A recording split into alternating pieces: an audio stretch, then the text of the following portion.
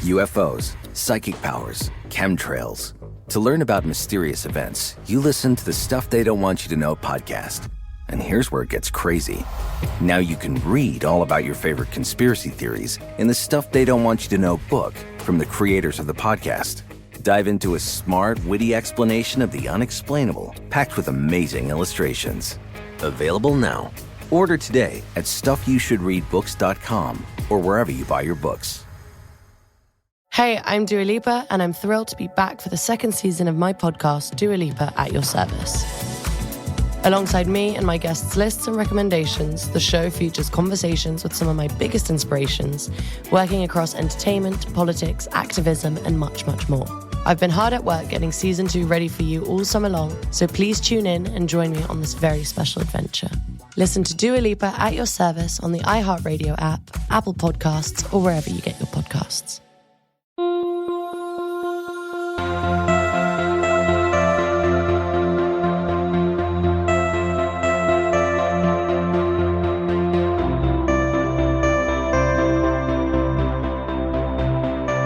You're listening to 100 Words or Less with Ray Harkins.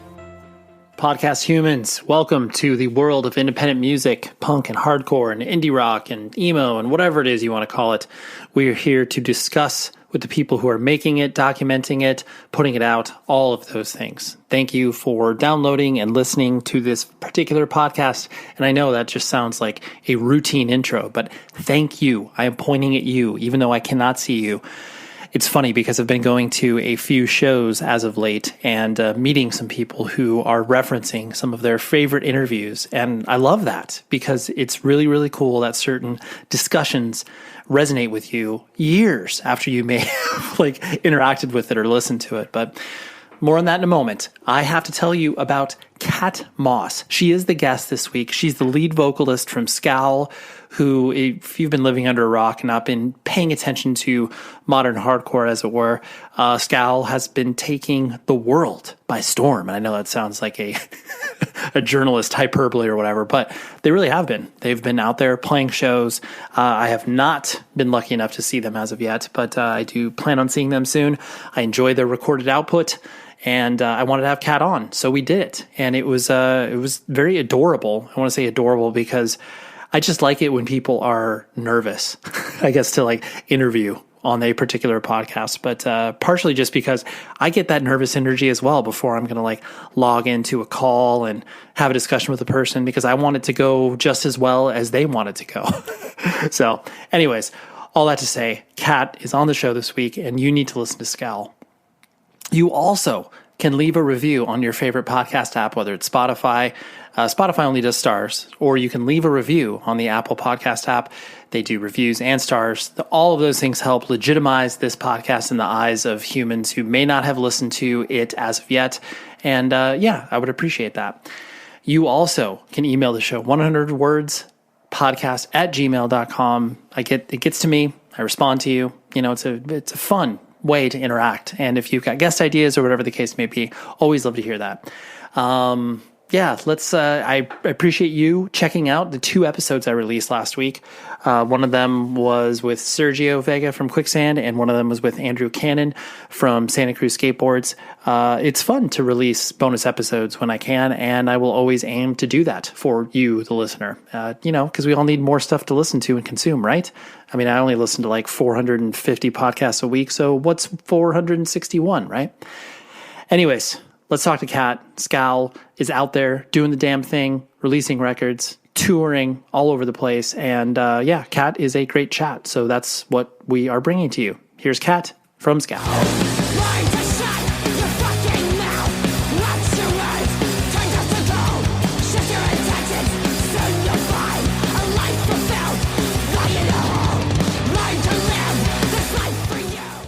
I think for many, Scowl came into the collective consciousness once the whole, sort of NorCal Gulch tsunami scene started to pop off, and then people were paying attention to what was happening in the water, so to speak.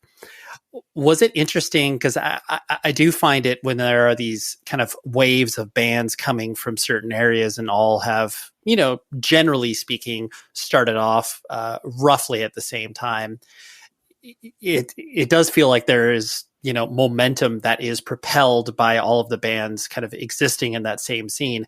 Did you, I guess, kind of feel that momentum as far as people paying attention to the collective scene and then obviously Scowl individually, or was it just kind of like, head down, I'm just happy that anybody is even coming to our shows?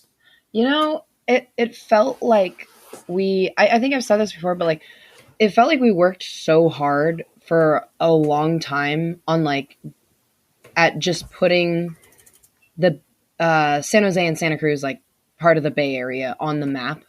So there was a part of it that was like, holy shit, this is deserved, but there's also that kind of like surprise of like, I can't believe anyone is coming to my show or interested in my band or like relates to it, because I just didn't think that was possible. Sure. So it's kind of felt like partially like this slap in the face, like overnight thing, but we did work really hard for it, if that makes any sense at all. I know that's like pretty contrasting, but it's hard to explain because as a scene, we worked really hard, but it felt like because of the pandemic and the quarantine period that there was a lot of people who put eyes on us and found their favorite bands in the Bay Area that we had never seen before, that now that we have shows booked and happening, post quarantine, these people are all here and it does feel overnight. I hope that makes sense.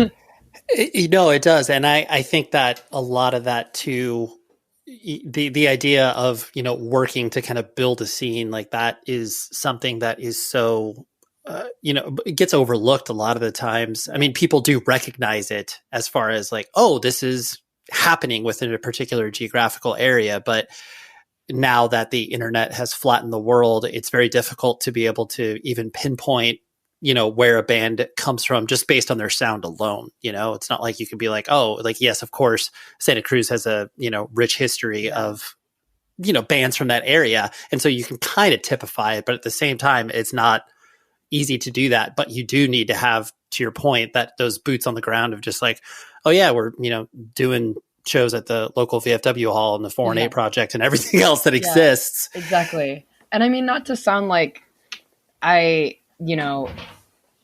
not to sound like an old man, but there is kind of like a death of regional music with the internet and with like the internet catching on to like, say like the Bay Area, like our sound coming out of the Bay Area, like hardcore scene right now, it doesn't sound the same. Like every single band sounds different, has a different thing going on, which is really cool.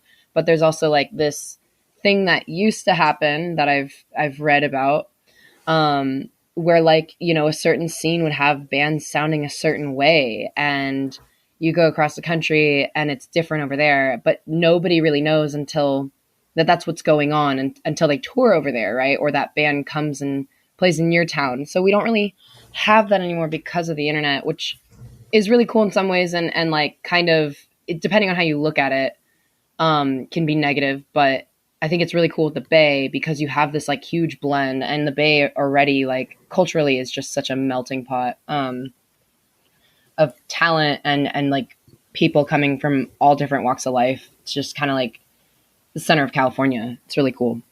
Yeah.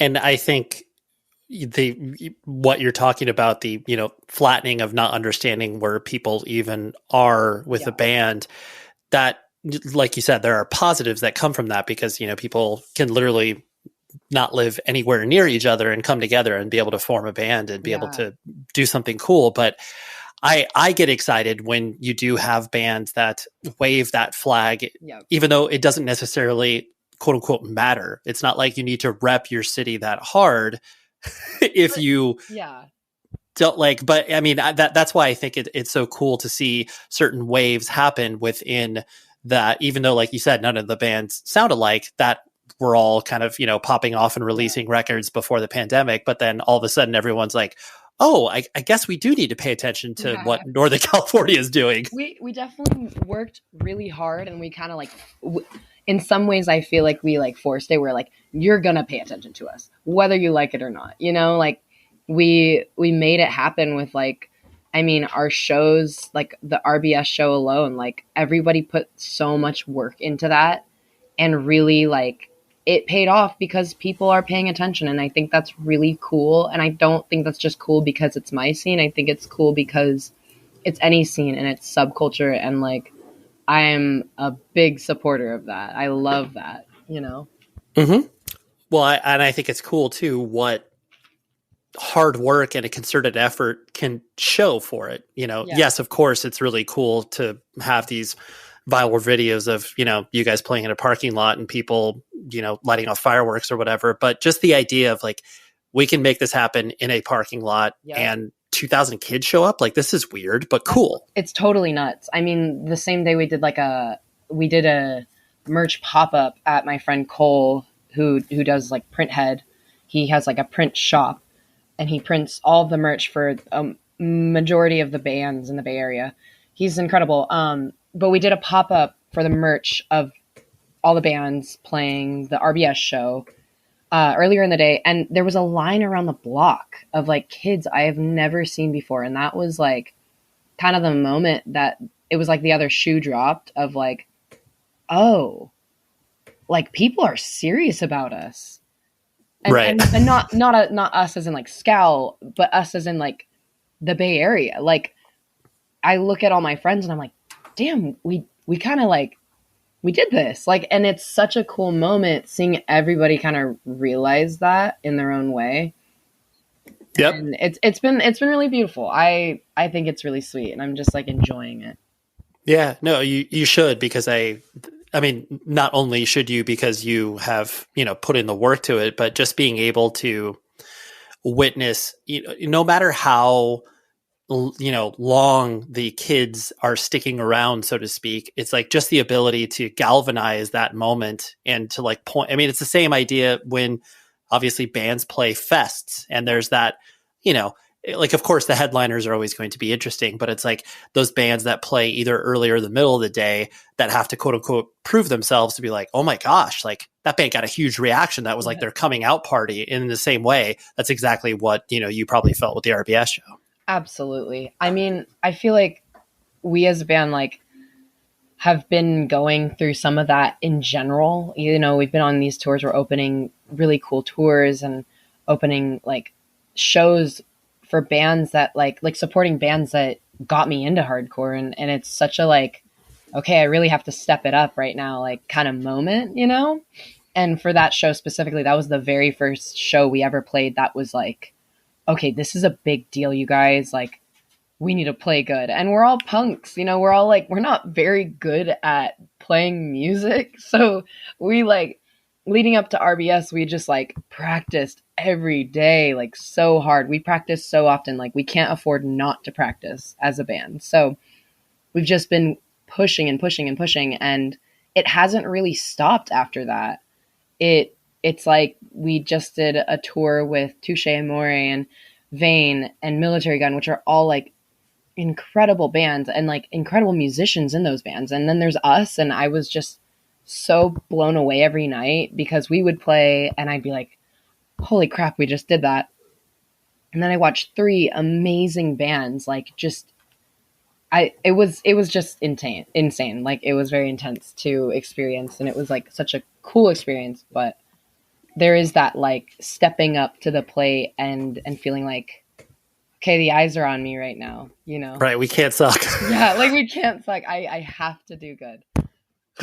No, well, and I think that a lot of that comes from the, you know, nervous excitement of being able to play in front of people, where just that idea that when being on tour, you know that people are going to show up, whether it's 100 or 200 or 300, it doesn't matter. You know that people are going to be there. So like that takes the quote unquote pressure off you. But at the same time, it applies that idea of like, all right, well, I got to impress some people, you know, just from simply not sucking. Yeah, I have to do my best to not suck every day. Right. Yeah, I gotta take this seriously, whatever that may mean. Yeah, exactly. And that's hard for us to do as a band because we're pretty we were all raised on Jackass and CKY, and just we can't take much seriously. Right. Well, I do think that there is that built-in mechanism with, punk and hardcore and DIY in general of like, yes, you want to be earnest and take things seriously, but not too seriously. Yes. But not to the point of where it makes it, detrimental to the art that you're creating. So it's that weird, kind of there's a like line. There's a little line to walk, and sometimes you fall in on one side or the other, and you might ruffle some feathers, or you might be a little disappointed at the end of the day, but it's just part of it. I think that's what's punk about it. And I'm okay with that, like I'm just figuring it out. We're all figuring it out. Yep, totally. Well, and putting the focus on you as an individual, I know you were, born and raised outside Sacramento. Yes. And, you've definitely gone through the biographical nature of every single interview that you have done.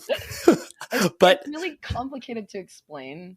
Yeah. And that's why I just get kind of embarrassed, because I'm like, yeah, it's a small town. It really doesn't matter. Totally. And it's like, especially too, where people that, don't live in the state, where it's just like, oh, Sacramento, like, yeah, that's, I've heard of that. That's like the state capital, right? And it's like, yeah, yes. And then just, 30 minutes outside that, people are like, oh, I didn't really realize there was anything else going on outside of that. California is just a really weird place. It absolutely is. It's, being from Southern California, it's just like the dividing line between, the hella line, as I'd like to call it, within, it's like, once you get above Bakersfield, that's where hella and hyphy starts to exist. Absolutely. Yeah. Absolutely. And so what was your family structure like growing up? Like, mom and dad in the house, brother and sister? What did, how'd that look? It was, I had my mom and my dad and my sister. I'm the youngest, so I'm the baby. And everyone was always around, and it was cool that way. My mom is, she's German. She grew up in Germany and moved over here in the 80s, met my dad over there, but he's American. So they moved back to America after getting married in Germany. And, so some of the way that I grew up culturally was like slightly different, just because of how she was raised, and she was raised to really value family and family time. So I spent a lot of time, every night was like a sit down dinner, things like that. My mom is a really big supporter of me and the things I love. She is, just such a, she's a hilarious woman. Right. She is hilarious, and she's just this little German lady who, like, anytime that she's around me and the band, like, she's just so happy and so happy to support anything we do, and she thinks it's so cool, which is like so different from when I was like a teenager, and she and I did not get along at all. So I think it's like really hilarious, because I've kind of turned her into this like punk rock mom. And I love it. It's super cool. And then my dad, he's a really stoic person. So he and I, we had a relationship when I was a kid, but I was kind of scared of him. Mm-hmm. But he would take me hunting on my birthday, things like that. So we had a relationship, and I wanted to be like him. I wanted to be like the tomboy kid, because he didn't have any boys. It was just me and my sister and my mom. And I wanted really badly to like kind of be this tough little kid growing up and kind of prove that to him. And I don't know if he ever picked up on that, but he would take me out hunting, take me shooting, and we'd do that kind of thing. And then now it's really cool, because we try really hard to call each other and talk to each other. And I try to fill him in on my life. And he told me he was very proud of me, because we are playing these really cool shows coming up with Limp Bizkit, and we're playing at Madison Square Garden. And both my parents were just like, that's like, they were so proud. And I don't think I wasn't much to be proud of as a teenager. So I think this is just a big deal for them. Oh, sure. Well, yeah, you get to see, especially too, because it's not like you could really describe anything from a DIY show perspective. Exactly. So it's like, oh wait, you're playing with Limp Bizkit, a band I have heard of, at a place I have heard of. Like, Kat, you made it. Yeah, they're really proud of me, and they really do love me so much, and it's really sweet because it was, I mean, full transparency, I had a very challenging time living with them as a kid and a teenager, and there's it's not easy for any young person growing up and like feeling angsty or anything like that. But there was challenges, but I'm really grateful that I'm at a point in my life right now with like my family that I have like a solid relationship and I feel the love. And my sister is also like a huge supporter of me, and she loves me so much. She's my best friend. We've always been close, and it was really awesome. But in some ways I kind of grew up like a latchkey kid growing up on YouTube because my parents were always busy working. My sister was always busy doing some sort of like after school sports or something. And I was just kind of left to your own devices. Yeah. That's kind of how I got into like punk music and metal and like heavy music. I just discovered stuff on the internet and I was like, I like this, and it was like my little secret. Rockabilia.com. This is the place where you can buy all of the band merchandise you can shake a stick at. Trust me, go to that website, use this promo code 100 words or less that gets you 10% off of your order. They have been a long time supporter of this very podcast and independent music in general. So you will go there and just be overwhelmed by all of the awesome choices that you have. You'll have to visit the website more than once. I dare you to do it. But all hyperbole aside, they have over 500,000 items for you to sort through, have fun with. They offer posters, scarves, hoodies, long sleeve t-shirts, you name it, they got it, and they will ship it to you lickety split.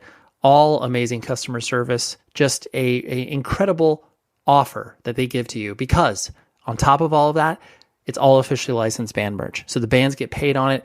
Everybody wins in this scenario, including you if you use the promo code 100 words or less. 10% off your order. Thank you for your continued support, Rockabilia. Da amor, regala estilo. Es la venta para amigos y familiares en Macy's, con un 30% menos extra en todo lo que necesitas para prepararte a ti y a tu hogar para las fiestas, con tu cupón o tarjeta Macy's. Y ahorra un 15% en fragancias, cuidado de la piel, maquillaje y más geniales regalos de belleza. Además, descarga la app gratis para recibir aún más ofertas en Macy's. Y compra especiales increíbles de hoy a lunes en Macy's. Ahorro sobre precios regulares en oferta y liquidación, aplican excepciones. Yeah, well, and you don't say, Kat, you had problems with your parents as a teenager. So weird. Mm-hmm. That never happens to anybody. What a surprise. Yeah.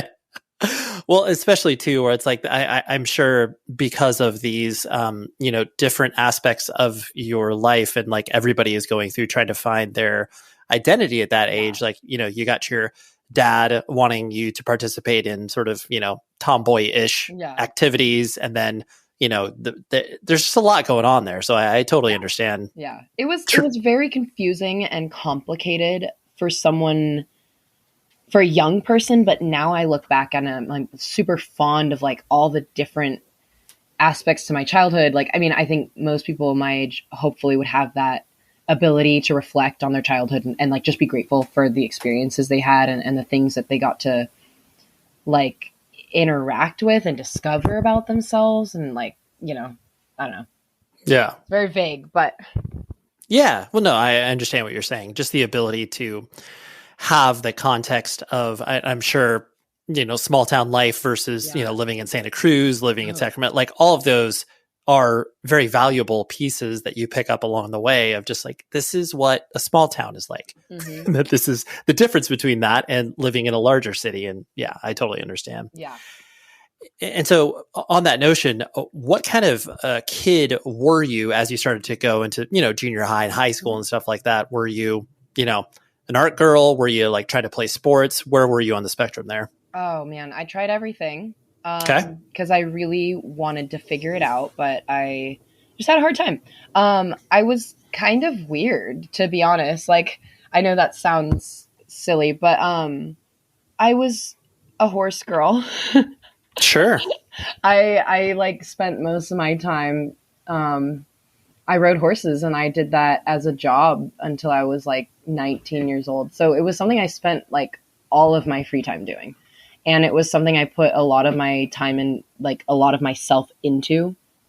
So most of my friends were girls who also rode horses, but I was kind of embarrassed about it because I was into like, I wanted to be into cool things. And I also wanted to be into like punk rock and like, you know, and it felt like I couldn't be all those things at once at that age. So I was really, really confused. And just like trying to find niche interests that made sense for me was like a challenge. And I kind of had a hard time keeping friends like at school. So through high school, I ended up doing like independent studies. Like I did like basically homeschool, and I didn't really have much of a social life. Right. And, yeah. I really appreciate the description of a horse girl, because I do think that, you for sure have, because that sport, and that's fair to call it a sport, right? It's totally a sport. I mean, I damaged my body like and did a lot. I worked extremely hard doing it. Like it was something that really took all aspects of my life and my physical body to do. Right. And so I think that because that sport is, I mean, like most, is very all encompassing, but that is a very specific one where you are clearly not doing it at school. You have to go to the stables that are usually, far away. And it's not like anybody is watching you participate in this. So it's even more esoteric for your peers at school to be like, what do you mean you're going to like a competition? What does this mean, Kat? Yeah, no, I would like leave school for a couple days to go do like competitions. And I didn't really know how to talk about it because I was embarrassed, because I wanted to be like, I all the things that I'm interested in now, I was interested in my own way back then too. But I was also I was also riding horses, and there was just a lot of aspects to my life that I felt kind of shy about. And so I didn't really feel like I could be that close to a lot of people and feel like they were going to have my back and not like judge me for being weird, basically. Mm-hmm. And I mean, I like went through like classic teenage, like liking weird things. Like I liked anime, and I liked, I would get really into books, like certain book series, like things like that. I would get into like kind of dorky things. And it was hard to relate to other people at the time because everyone was just kind of trying to be cool or something. And I had my point of doing that, but it didn't make sense for me. Right. Yeah. Well, all weird. It was so weird.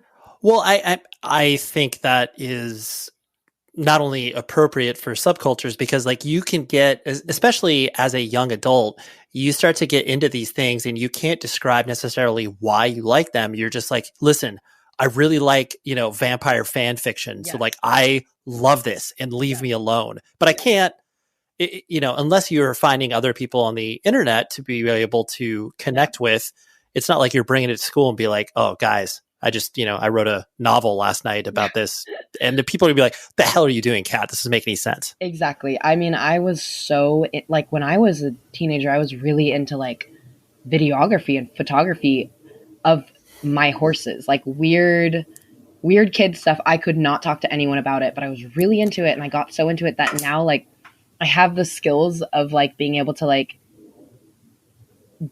edit videos, but it's because of this weird thing I did when I was a teenager, because I didn't have friends. Like it's hard to talk about that stuff because I don't really feel like a lot of people relate.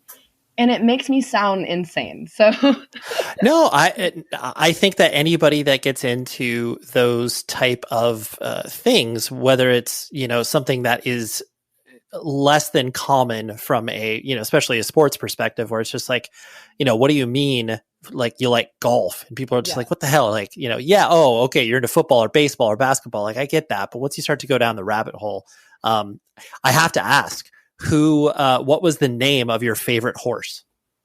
Like a horse that I rode? Yeah. Well, I had this horse. Sorry, this is like, his name was Sox, spelled Sox. I've had him since he was a baby, and I got him when I was 10 years old. Wow. And he is now owned by this sweet girl named Lucy, and she rides him, and he's now 16 years old. Amazing. Yep. He's my baby, though. I love him so much. Horses are very, very expensive. So if you decide you don't want to ride anymore and participate in that and like don't have time, you have to sell them, which is the most heartbreaking thing ever. It just sucks. It's like if you have a dog or a cat and you love them, they're your best friend. But because of how expensive and challenging it is, like you just can't keep them. But Lucy takes great care of Sox. He's a sweetheart, and I can go see him whenever I'd like, whenever I go home. So it's a good situation. That's beautiful. Appreciate that, because I know, anytime you talk to a person that, has a relationship with an animal that's that deep, it's like, oh yeah, of course you have a favorite one. Of course you have your own. So he was my baby. I love him so much. So that's good. Well, I considering the fact that you have the photography / videography skills, like I don't see why Sox can't make an appearance in some sort of Scowl media. Just saying. Yeah. Maybe. I don't want to I'm exposing myself right now for being right. You don't want to cross the streams. I get it. I get it, Kat. I mean, honestly, I'm a little bit, it's like, I'm getting to a point though, where I think that at the end of the day, I'm a horse girl and I'm proud. Hell, I seriously wave that flag, because I think that is an important aspect to obviously you as a human. And then, there's, especially now where it's like, there used to be such a level of judgment that got weighed on people that, especially like the dividing line between, sports and punk and hardcore, where it's like, oh, you can't like that. Now that doesn't matter. It doesn't matter. You can definitely be a jock and like hardcore. Of course. Right. And as long as the, sort of alpha male mentality stays out of it, like, you can like football and still be into, hardcore. I know that's been normalized many times over, but still. Totally. So as you were kind of developing your music taste, I mean, I know that you reference like in other interviews, you've spoken about like, the Beatles and like the music that your parents were giving you. Yeah. As you started to explore because it sounds like you were probably just dipping around YouTube. Were you dipping into MySpace as well? Or where was the, influence coming from? A little bit of MySpace. I caught the tail end of it because my sister, she's like 3 years older than me. She had a MySpace and she was kind of like, oh, you need to make a MySpace. So I did that. I didn't really, I made a MySpace when I was like in 5th grade, and there was no other kids I knew my age who had MySpace. Right. So there wasn't much of a connection, but it was about the time when I started to discover like emo and scene, and the fact that there was music attached to that. And I was like, well, I want to look like that. And so it was kind of like classic MySpace, like selfies, and then maybe putting like a hello goodbye song, oh hell on yeah, my page, like and so I kind of like discovered stuff that way. It was like I'd go on YouTube and find like some random thing, like it was like always like metalcore or pop punk or just cringy music, honestly. Like looking back on it, but don't you dare come for Here in My Arms as being a cheesy song. Honestly, no way. Here in My Arms is really good. Here in My Arms, I wish I wrote Here in My Arms. It's a great song. Yes, respect. But so you were sampling around a lot of this and just, kind of diving in headfirst to a lot of this music. I mean, yes, of course you can look back at it and call it cringe, but you were just liking it because you were interested in the style or whatever. When did you, because I know that you've articulated before that it wasn't until you're, 17, 18 years old towards the tail end of school where you started to like go to shows and stuff like that. What was your, I guess, proverbial life path sort of before that? You knew that you liked music, but was it like, yes, I am going to be working at the stables. I'm going to follow in the, my parents' footsteps as far as whatever they did. What was the idea there? When I was a teenager, like 16, like majority of my teen years, I was like I liked like bands like Law Dispute and like Touche Amore and Citizen and things like that. Like I was like kind of getting into that. Mm-hmm. I didn't think of it beyond like my Tumblr account though. And my life consisted of riding horses, and I was like really, really into that. And I thought that when I was older, I was just going to be a horse trainer and compete and make a living off of that.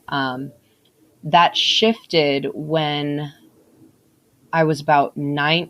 Well, it shifted when I was like 18 because I just got more and more and more into my art and into music. And like you brought up, like I started going to local shows and like I kind of discovered this punk and hardcore thing more. And I really fell in love with it, like really like obsessive. And I've always kind of been this person that's like, if I want it, I will have it. If I believe it's going to happen, it will.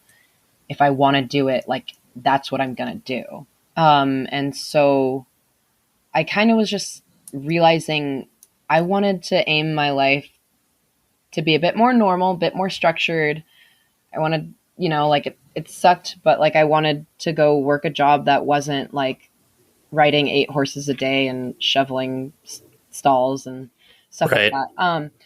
And I grew out of it. You know, I grew out of like not having any days off and constantly working in the dirt, and I got tired of it. Like, I mean, I loved it, but it was just too much to want to enjoy the other aspects of my personality, to be honest. So the shift kind of happened, and it was slow, but I was going to like kind of local shows and like going to Warped Tours and things like that too. And in my head, I was like, I want to go to more hardcore shows, but I didn't really think of it beyond that. And it just like, sorry.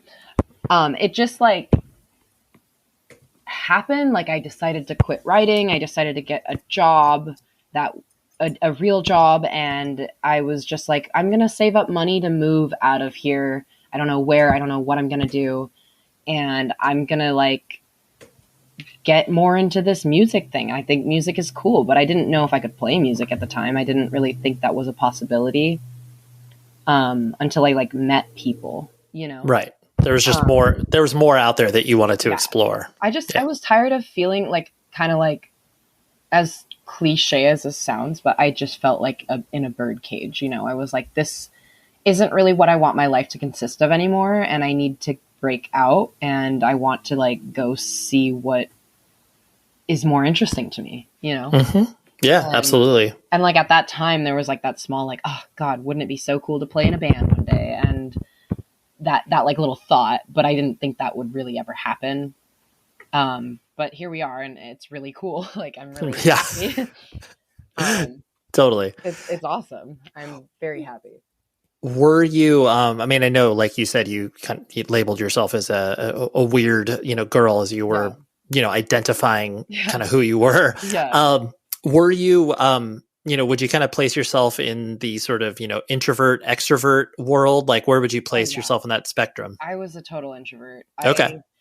I mean, I would come home from school, like, and I would close the door to my room, and if anyone was trying to come in, I would literally yell at them.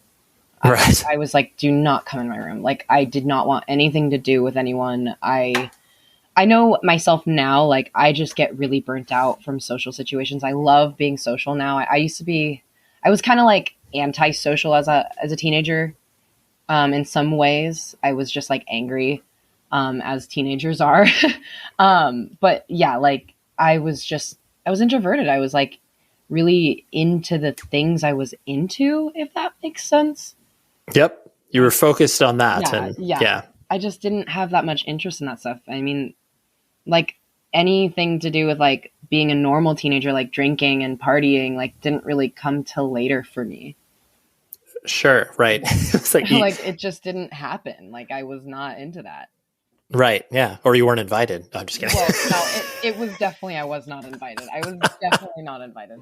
That is accurate. Right. Fair.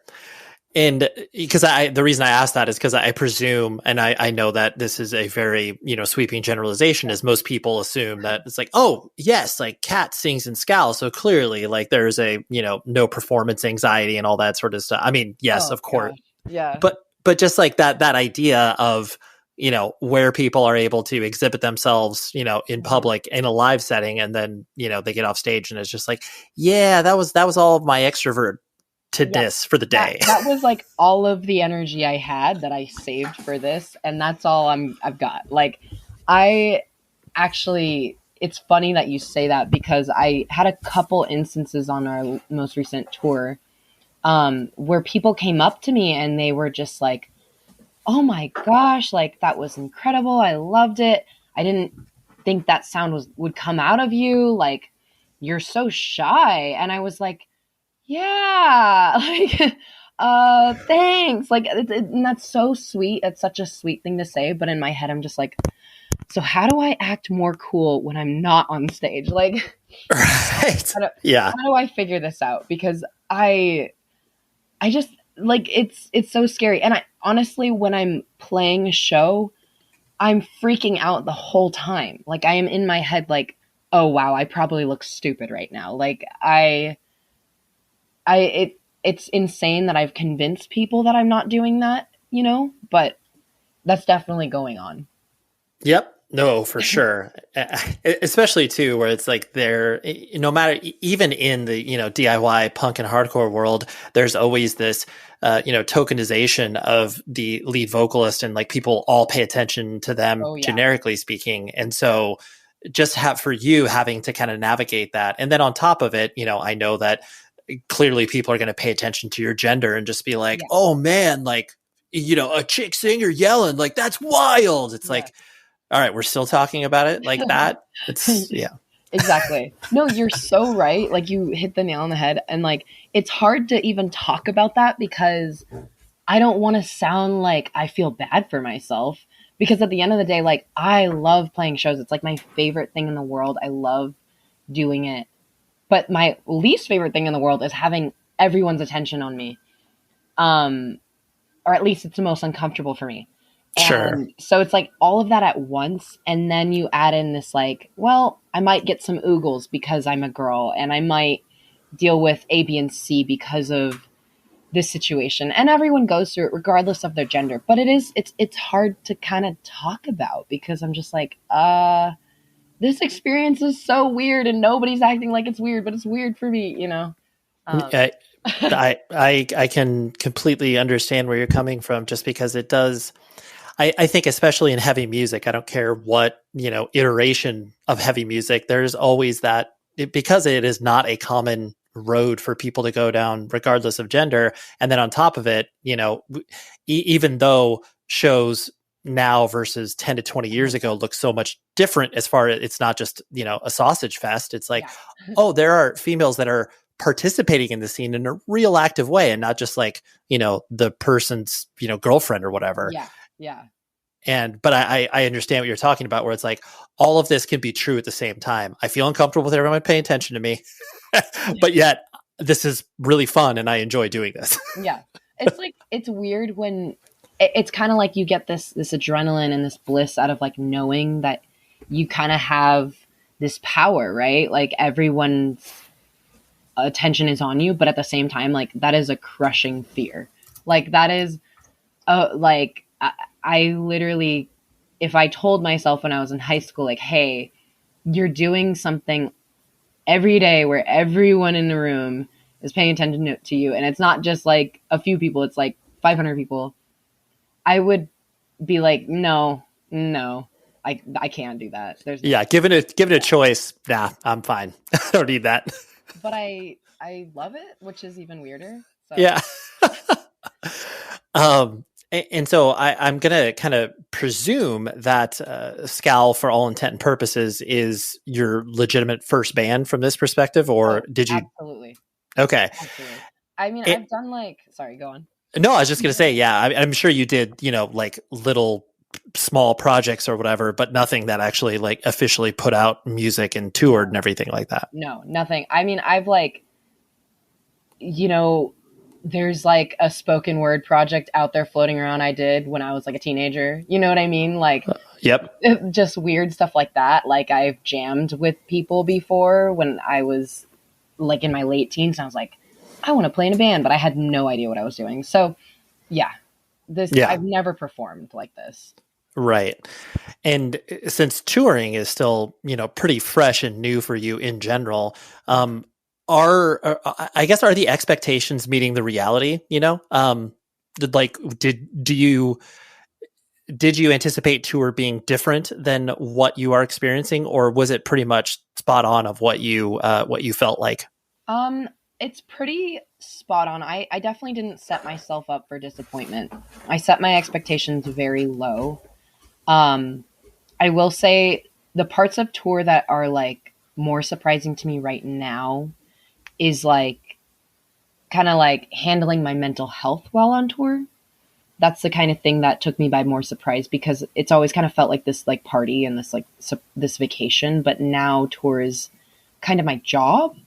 And I've always taken it serious enough, but now I have to really take my self-care the most serious. And that part's weird. That part's like, it kind of surprises me every time that I find myself kind of emotionally dipping or experiencing like, mental health bumps when I'm on the road. 'Cause my idea was like, if I'm doing this, then I figured it out. Then I'm great. Then I'm good to go. And it's like, no, that's not how that works. That's been a learning curve. Hey, listen, Terror's new record called Pain into Power is out now.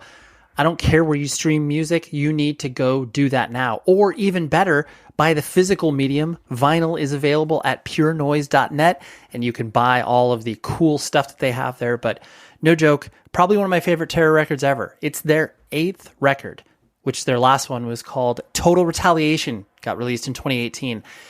But they have started to work with their old guitarist, Todd Jones. He helped out with some production stuff, helped out with some songwriting stuff. To be clear, he's not like rejoining the band, but basically he's like, you guys are all my friends. I like to create with you. Let's go ahead and make some hardcore magic together, which that's exactly what they have done. It's fast, it's furious, it's pissed, it's everything that you know Terror to be.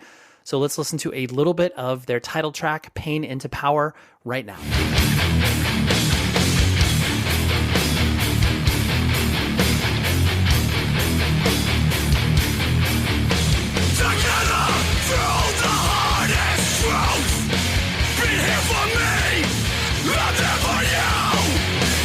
That is really hard stuff, huh? The word hard just rolls off my tongue very, I don't know, not inappropriately, but just, it doesn't feel right. Tough, I don't know, heavy. I think that's what it sounds good coming out of my mouth. Anyways, listen to the new Terror record, Pain into Power. Find it everywhere now, and go to purenoise.net to find out more information, order it directly from the label, and go catch them on tour, because that is exactly what Terror does. They release a record and they tour forever. So thank you very much to Pure Noise, and thank you to Terror for being a great band. Shopify presents cool sheets from aha to lying awake while you bake isn't cool. I suffered from the wrong kind of hot in bed, heat-induced insomnia. That was my aha moment. Bed sheets that keep you cool. Then I thought, how do I even sell bed sheets? That's when I had the idea that made it all possible, signing up on Shopify. With the help of Shopify's intuitive online store creator, I started selling sustainable bamboo sheets that keep cool year-round. And my cool idea became a reality. Hot sleepers around the world rejoice. Shopify makes it simple to keep your cool while starting and growing your business. Start selling with Shopify today and join the commerce platform powering millions of businesses worldwide. From aha to anything is possible. This is Possibility, powered by Shopify.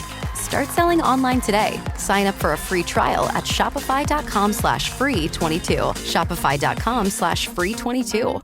How is it manifesting itself? Like, is it the, I guess, withdrawn nature where it's like, okay, I need to have my quote unquote alone time? Or is it the idea of, I wish I could be at home even though I've got another 3 weeks? And like, not that you're absolutely miserable on tour, because there's always that, razor's edge where it's like one day, I mean, just like a normal person where it's like, oh, one day I don't want to show up to work. It's like, exactly. I wish I didn't have to play a show today, but I got to. So how's it manifesting itself in your head?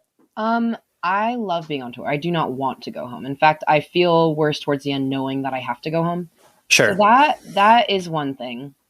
The other aspect being, I just, I do need my alone time. I try really hard to like pay attention, like so much attention to myself and like what messages I'm receiving from my like body and my mental health on tour. So like if I know like I'm feeling eggy, I'm feeling kind of weird, I can go take a walk alone. Like that's I definitely handle it well. Like that will happen. But to be honest, the main way it manifests itself is I get these weird dips, right? Like lately after we play, we'll play a set and I'll come off stage and I'll just feel like for some reason so bad. And it sucks because like that's a weird experience for me. That's never happened before. So I'm like, maybe this is like some sort of dopamine like dip, you know, or something like that. And I've just realized like I just need to make an effort to like be mindful after a set of like who I'm around, what I do right after the set, and try to like think of all the good things that happened during it and that day. So I feel very like positive. Sure. If that makes any sense. It's a really weird experience and I don't know if I'm alone in it or not. I honestly haven't talked to that many people about it. Mm-hmm. It's new for me. I don't know. Like, I don't know if it's just an adrenaline drop. Yeah. Well, I do think that, I mean, the fact that you are cognizant of your own mental well-being and health, like I know people generically speaking pay attention to it, but you kind of going into this experience with your eyes wide open will hopefully make that overall experience for however long you tour more sustainable. Because I do think that there is that idea of just like, oh, I just want to tour. Like that's like the goal. And then once you're out there, you're only paying attention to be like, oh, well, I'm on tour, so I should be happy. It's like, well, I mean, not always. Like, you got to maintain that. Yeah. Exactly. I mean, and honestly, that was my whole thing for a while was like, I just want to tour. And I still feel that way. I love touring. But I need to make sure to take care of myself while I'm doing it. And I'm doing a pretty good job. I make sure, like, one way or another, I'm going to eat. One way or another, I'm going to sleep. One way or another, like, I'm going to get my alone time when I need it. Right. And like try to keep up on some sort of routine. I think that's the biggest challenge for anyone who's very like methodical in their daily life and routine based and really enjoys their alone time. It's just making sure you have a routine. Yeah. There's nothing more valuable than, going for an hour-long walk to get coffee on tour. It's literally the best. Total lifesaver. That's like, I look forward to that. And if I can get up before the dudes, like if I can get up earlier and go do that kind of thing, I'm so stoked. Oh yeah. You know, and I think most people can relate to that. Like just when you get that moment alone and then it makes you really, really appreciate the time, like in the van and spending time with everyone who's supposed to be your best friends, like a lot more, you know, cause you're not just like excited for the next moment you get away from them. Sure. Right. You can actually miss them because you're away from them. Right. Yeah, exactly. I think a lot has been paid attention also to the fact that it's like, oh, like cat is fashionable. Just you like to express yourself where, through your clothing and the way that, it's not just like a simple, t-shirt and jeans scenario like every other person that plays in a band, which is, I think is part of the reason that a lot of people are attracted to the band. Not only is the music good, but that there's just, for lack of a better term, something interesting to look at where it's like, oh, wow. When did fashion kind of, I guess, present itself to you? Like, have you always been interested in, dressing either, extremely feminine, extremely, male centric? Like, have you just always enjoyed kind of dabbling in fashion, as it were? Absolutely. I will say, like, I think it started, like, I thought it was cool and tough when I was like a kid, like a young kid, to be like not girly and to not care about like washing my hair or like I wanted to wear boy clothes and I wanted to be like a tomboy. So I didn't really care at all. I thought I was like, ew, pink. Like I didn't want anything to do with that. And then I kind of had a moment when I got really on the internet as like an 11 or 12-year-old and discovered like, you know, like emo kids and scene kids and like that kind of like way of expressing yourself. And so I thought that was really cool for a while. And then it kind of like manifested itself through the years. Like on Tumblr, I was really obsessed with Tumblr, and anyone who used it at the time that it was kind of at its peak popularity can speak for the fact that like it had a huge impact on like, you know, youth fashion. And I paid a lot of attention to that. And like, I would try to find these pieces that like I would see on Tumblr, like that I was blogging about. And I couldn't find them anywhere near me because where I grew up, there was, you know, it was just, everything was behind. And so like, maybe I'd get like to go on a trip to San Francisco and I'd find like a pair of shoes that I saw on Tumblr, or like, you know, this or that, or buy something online, like with Christmas money, whatever. So I was always interested in fashion, like very interested, just didn't really know how to play around with it, with the, like with what I had at the time, you know? And like, now that I'm an adult, I have this like kind of idea where it's like, I have my own money to spend. I have my own way to get this stuff however I like, whether that be making it myself or like buying it. If I have an idea, like I want to make it happen.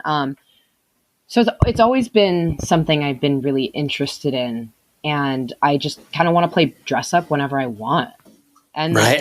and I think that's cool. Like, I think anyone in their adult life maybe has had that moment in one way or another with like, oh, I can eat what I want. I can go wherever I want. Like, it's my money. Like, I can dress how I want. I can buy what I want. Like, it's cool. Like, I love taking advantage of that. And yeah, it's I'm sure in many respects it's liberating for you to be able to, I mean, not only with fashion, but you know, with your makeup choices. And honestly, like I really am hoping and praying that, because I think in general, and you know, you can follow along with this theory with me, but you know, in general, like punk and hardcore, like yes, they do get, you know, more mainstream coverage than we ever have as a collective scene. But at the same time, it's like, you know, I look at all of the stuff that, you know, whatever, like Japanese Breakfast, Phoebe Bridgers, and like, you know, they're getting like fashion spreads. And I was like, right. And it is awesome. I was just like, man, it would be great, obviously, if, you know, the more aggressive music were to be able to, you know, break into those mainstream publications and be like, oh yeah, here's a, you know, a spread with Kat from Scowl. I'd be like, man, that would just be so cool as a scene in general. Cause I think everybody can, you know, in the way that everyone cheers about Turnstile, where it's like people can look at you and be like, oh, this is great. Like she's wearing a, you know, a cool ass thing in this magazine. And like, that's a hardcore band in there. That's awesome.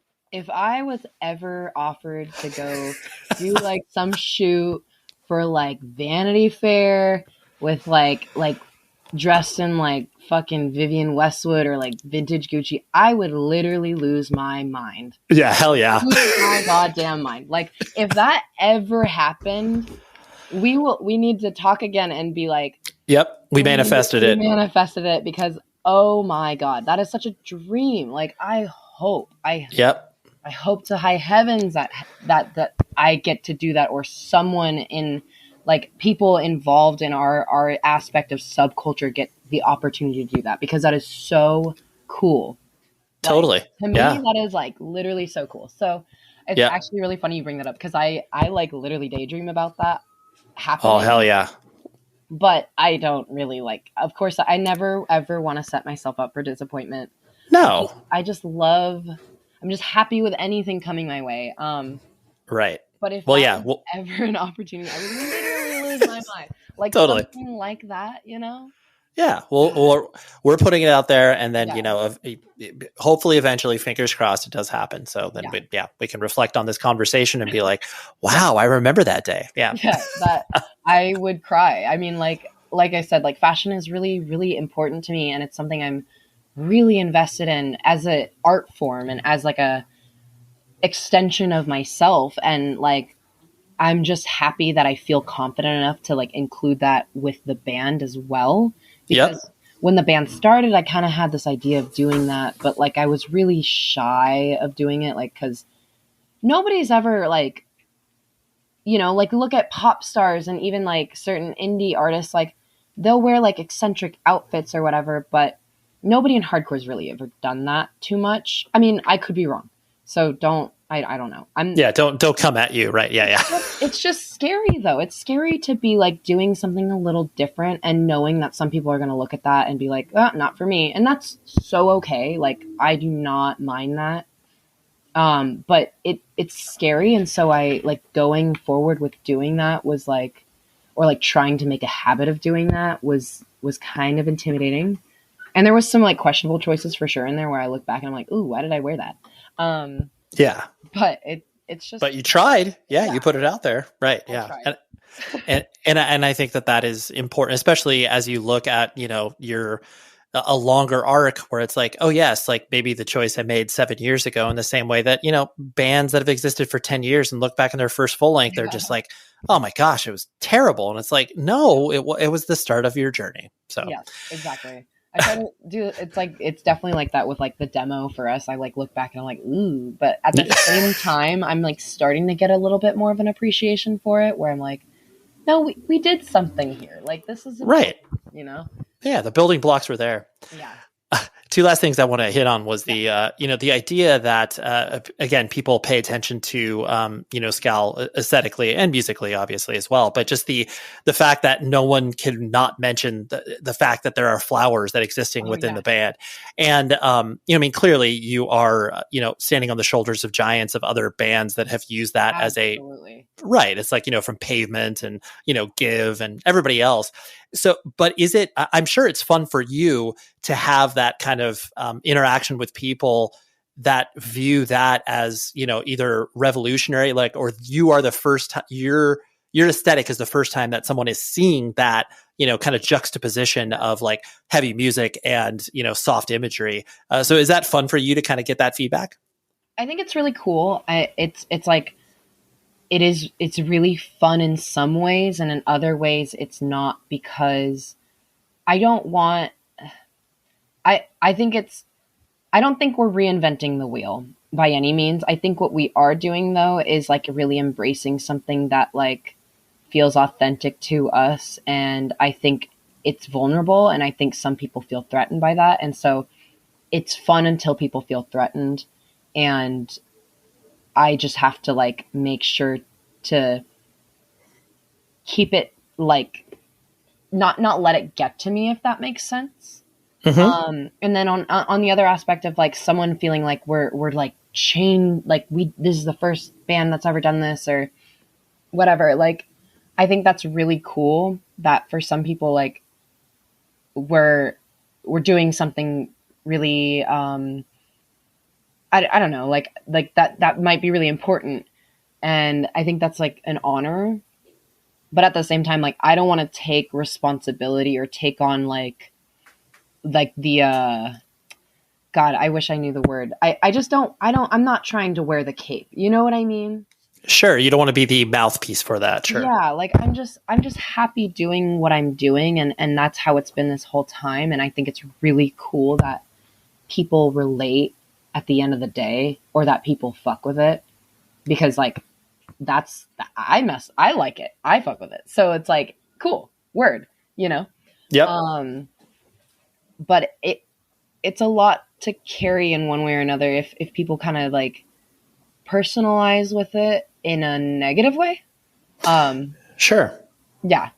And like, that's just part of it. That's to be expected. And I've learned to handle that better, like within myself, and to not like take it personal or really like make an effort to hold value to that feedback, Right. That's not it. That's out of your control. Yeah. But it is really cool in some ways to be like, to have someone like a young girl perhaps will come up to me at a show and she'll be like, you inspired me. Like, I love your band. I love what you do. Like, it's so inspiring, the way you dress and your makeup. And that is so cool, because that stuff is really, like, I put in so much effort into all that stuff. So for someone who like to come up to me and recognize me for that is like the coolest feeling in the world. Right. Well, and to your point, it's like it has to start somewhere. Like not just the idea that, someone can be birthed out of nothing and be immediately cool. It's like, no, like No. you have to understand, like, and part of that introduction process is, if people get into Scowl as being their, first punk and hardcore band, and then they're able to go backwards and forwards from there, like that is so exciting and liberating because you are happening at that very moment. And that is what is literally the most important thing that a person can experience. Yeah. I mean, and I always try to think about myself and when I was younger and like when I was scared to talk to bands because I thought they were just so cool and I loved what they were doing. And I try to look at it from that point of view. And I'm just like, everything gets a lot easier when I think about it like that. Like it makes everything so much more wholesome and good and like for the right reason, Yeah, it's approachable because you're not that far removed from being that person, but at the same time, you understand how meaningful any of those interactions when you first started to go to shows were, where it's just like, oh man, I got the cosign from a person who's, 2 years older than me, but feels like they're like 40 years older than me because they've been going to shows for so much longer or whatever. Well, and like, the people I met when I first started coming to shows, like who are my friends now, like are really important people to me because to me, they were like, I looked up to them. I was like, they must know everything about punk music, like I can't, like I would look forward to a show where I knew I would get to talk to them for 10 minutes, so it is very valuable. Oh yeah, absolutely. And the last and albeit maybe the most important question, how on a scale of 1 to 10, how sad are you that Saturn Cafe no longer exists? Oh man, I know people have problems with it because I mean, as a person living in Southern California that, played many shows in the Santa Cruz area, like that was just always such a, you play a show and then you can go to Saturn Cafe afterwards. You're just like, oh my gosh, like this is unbelievable. And then, oh my gosh, there's Davey Havoc there or whatever. But I understand the last couple of years, there was a lot of sort of behind the scenes issues with it. So, I'm not going to pretend that there's unblemished, but it was a legendary spot for many years. For being someone who lives in Santa Cruz, I miss it 10 out of 10. I am so heartbroken. It's gone. Right. For someone who like a vegan restaurant enjoyer, fair. But as a Santa Cruz, like there's nothing for me to eat in this town kind of person, like bring it back. Like, yep. Have an option. Yeah. It is so bizarre. Like Santa Cruz, the city that is, founded on hippies and surfers and counterculture thinking, you would think that there would be more. I know there are options up there, but it definitely is so weird where it's not just like really commonplace. It's weak compared to San Jose or San Francisco and Oakland, or even Sacramento, like at this point. Yeah, that's true. It's been a minute since I've been to Sacramento, but yeah, no, it's very true. But especially just like that community seems so, where it's like you would think that like at the mystery spot they would have like a vegan cafe next to it. You would think. I don't know what's going on with the hippies there, though. That's true. It's true. Well, obviously it's a mystery spot for a reason. Yeah. Yeah, absolutely. Well, Kat, thank you so much for hanging out with me. I really do appreciate you letting me, take you through your life and reflect on it. Thank you so much. I really appreciate it. Thank you very much to Kat for coming on the podcast and her publicist, Alexa. Always got to give credit to where credit is due for people doing the work. Next week, I've got the man, the myth, the legend, Mr. Scott Vogel from Terror. You've heard me talking about the new Terror record that just came out called Pain into Power over the past couple of weeks. And normally I try not to have repeat guests on this show because, there's a lot of people, a lot of opportunities to discuss their experiences. But it had been, when I counted it, it was about 8 years since I had last talked to Scott on this particular podcast. And clearly, a lot of time has passed since then. And he actually reveals something very, very interesting about our first podcast, which I'm going to go ahead and tease you. I'm not going to tell you what that is. You have to listen to it next week. But yeah, Scott Vogel from Terror and World Be Free, all the cool stuff that he's done. So I have him on the show next week, and I'm incredibly excited to bring that to you. So tell your friends or tell your family, or maybe they don't like terror, but I don't know. You can tell them because Scott is an engaging conversation regardless. So until then, please be safe, everybody. UFOs, psychic powers, chemtrails. To learn about mysterious events, you listen to the Stuff They Don't Want You to Know podcast. And here's where it gets crazy. Now you can read all about your favorite conspiracy theories in the Stuff They Don't Want You to Know book from the creators of the podcast. Dive into a smart, witty explanation of the unexplainable, packed with amazing illustrations. Available now. Order today at stuffyoushouldreadbooks.com or wherever you buy your books. Hey, I'm Dua Lipa, and I'm thrilled to be back for the second season of my podcast, Dua Lipa at Your Service. Alongside me and my guests' lists and recommendations, the show features conversations with some of my biggest inspirations, working across entertainment, politics, activism, and much, much more. I've been hard at work getting season 2 ready for you all summer long, so please tune in and join me on this very special adventure. Listen to Dua Lipa at Your Service on the iHeartRadio app, Apple Podcasts, or wherever you get your podcasts. Are you crime curious? iHeartPodcasts has gathered the best true crime all in one podcast feed. iHeart True Crime Plus. It's packed with podcasts about unsolved murders, missing persons, organized crime, and more. So there's always something good to binge and share. iHeart True Crime Plus subscribers also enjoy ad-free listening, early access to select episodes, and exclusive bonus content. Subscribe to iHeart True Crime Plus today, exclusively on Apple Podcasts.